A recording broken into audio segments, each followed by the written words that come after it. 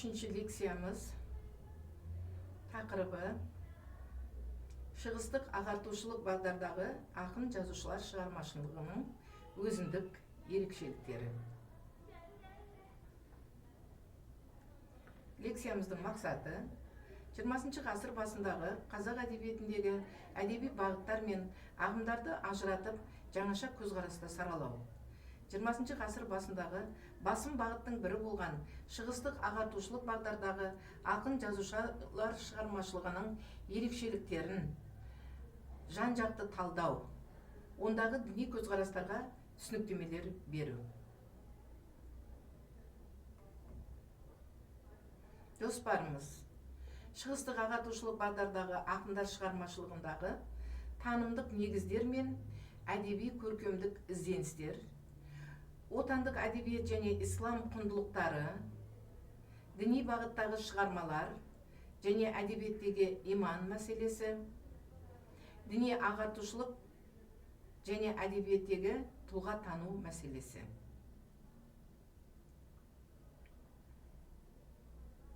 19 ғасырдың соңғы ширегі мен 20 ғасырдың басында ағартушылық еткен соңдарына едәуір мол мұра қалдырған, қазақ әдебиетін төл жайынан нәзиралық мұраларымен толықтырған, қазақ әдебиетін шығыс классикасымен, фольклорлық тақырыптарымен, сюжеттерімен байытқан, сол еңбектері арқылы қазақ жазба әдебиетінің негізін қаласқан шайырлар Ораз Молда, Шәді Төре Жәңгірұлы, Жүсіпбек Қожа Шайқысыламұлы, Майлы Қожа Сұлтанқожаұлы, Ақылбек Сабалұлы, Кашафуддин Шақмарданұлы, Мәулеке Юмашықов, Әріп Тәңірбергенұлы, Мәшкүр Жүсіп Көпейұлы, Мәшкүр Мақыш Қалтайұлы, Ұлымжаұлы, Молда Мұса Байзақұлы секілді ақындарды ерекше айтуға болады.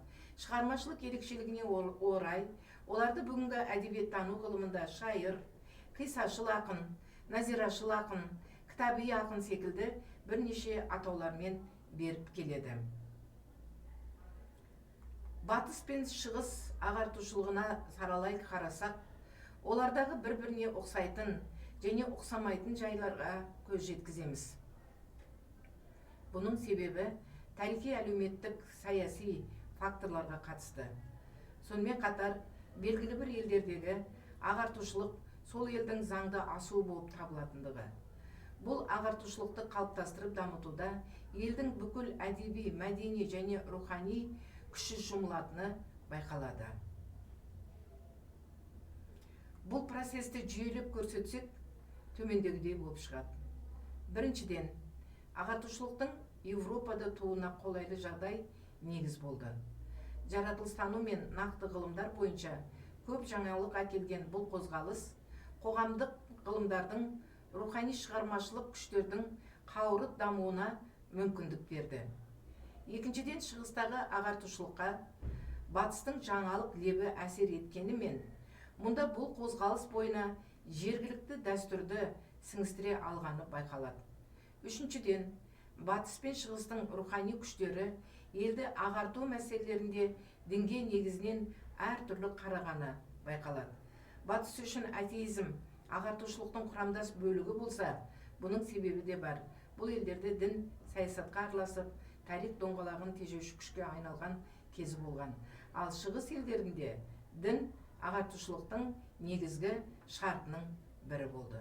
Төртіншіден, батыс ағартушылығы экономиканың өрлеуімен басқа жұрттарды отарлау жағдайында жүрсе, шығыс ағартушылығы тұралаған елдің әл-ауқатын түзеу, отаршылдыққа қарсы күрес жағдайында жүрді.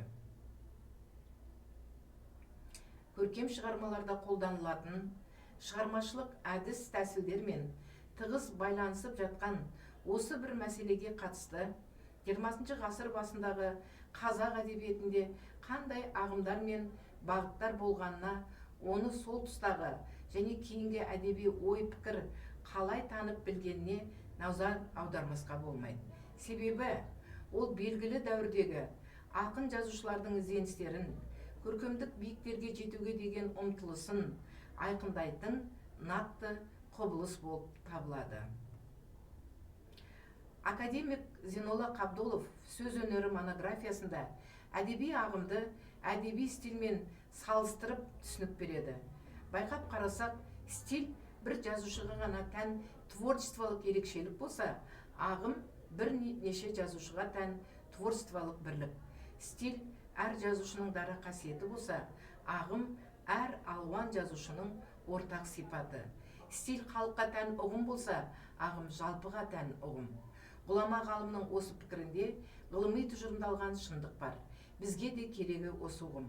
Әр жазушының әдеби бағыты, жазушының әдеби беті болса, ағым әр жазушының әдеби бағыты. Бұл әдеби бағыттағы ақын жазушылар негізінен діни білім алып, шығыстық өркениетті мұрат тұтқандықтан замана сыры, қоғамдық әлеуметтік өзгерістерге сол көзқарас тұрғысынан қарайды. Шығармашылық тұрғыдан алғанда, бұл бағыттағы ақындар шығыстың озық үлгілі әдебиетінен үйреніп қана қоймай, шығыс шайырларының көрнекті шығармаларының бір сыпырасын қазақ тіліне аударады. Шығыс сюжетіндегі тақырыптарға негіздеп, өздері де шығармалар жазады. Сөйтіп, нәзирашылдық дәстүрді дамытады. Бұл бағытта ақындардың бір тобына тән ерекшелік, қисашылдық, кітаби сюжеттерге еліктеушілік.